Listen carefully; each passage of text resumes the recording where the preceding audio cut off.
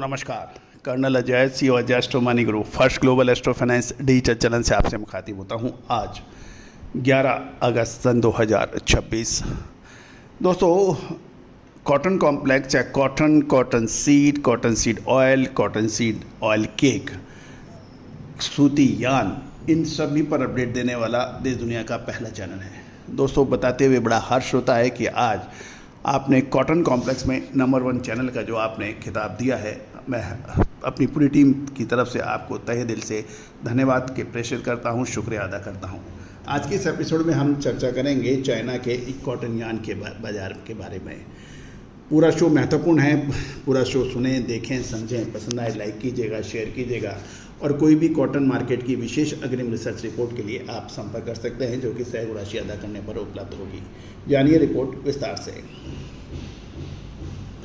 नमस्कार दोस्तों, textile market update में आपका स्वागत है। चीन के प्योर कॉटन यान बाजार पर इस वक्त ऑफ सीजन का भारी दबाव देखा जा रहा है। सुस्त मांग के कारण चीन में बाजार में हलचल बेहद कम है, एक्टिविटी स्लो है और स्पिनिंग मिलों का घाटा लगातार बढ़ता जा रहा है। आखिर क्या है आज के ताज़ा रेट्स, अपडेट्स और बाजार का रुख? दोस्तों, सबसे पहले हम चर्चा कर लेते हैं यान की।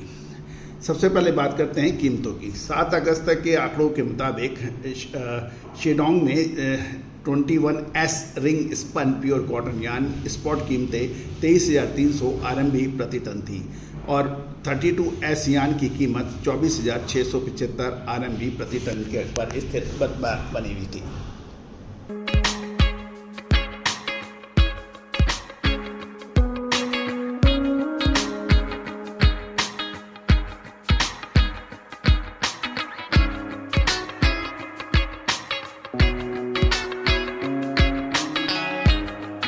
$332S प्योर कॉटन यान शिनजियांग में 23,500 RMB प्रति टन और चीन के इंटरनल रीजन्स में 23,600 RMB प्रति टन के भाव पर बिकने के समाचार थे।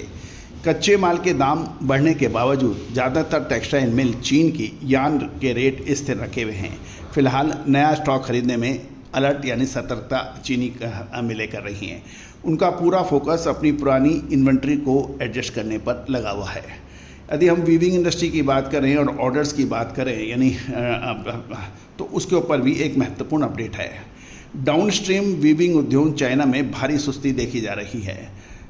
जियांगसू, जेजियांग और शेडोंग की फैक्ट्रियों में काम करने की क्षमता यानी कैपेसिटी यूटिलाइजेशन गिरकर 72% पर आ गई है।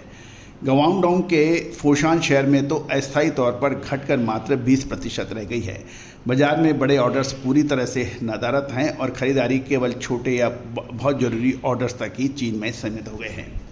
अब बात कर लेते हैं कि स्पिनिंग मिल का घाटा चाइना में क्यों बढ़ रहा है।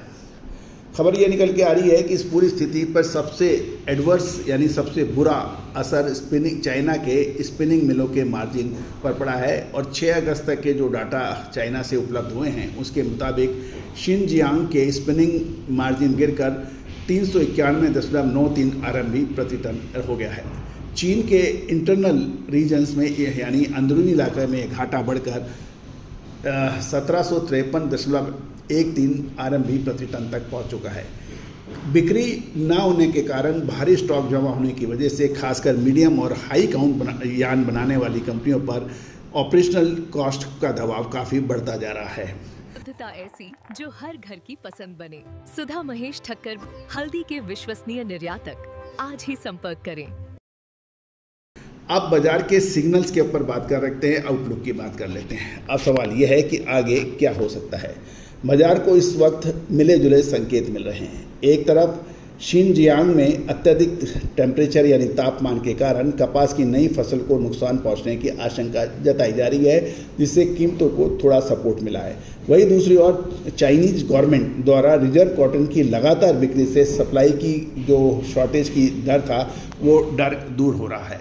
निष्कर्ष के रूप में देखें तो कमज़ोर ग्लोबल डिमांड, एक्सपोर्ट ऑर्डर की धीमी रिकवरी और चाइना के डोमेस्टिक मार्केट में सुधार न होने के चलते फिलहाल कॉटन यान की कीमतों में किसी बड़ी तेज़ी की संभावना कम नज़र आ रही है। आने वाले दिनों में कीमतें एक सीमित दायरे से कमजोरी की तरफ कारोबार कर सकती है, ऐसी उम्मीद जताई जा रही है।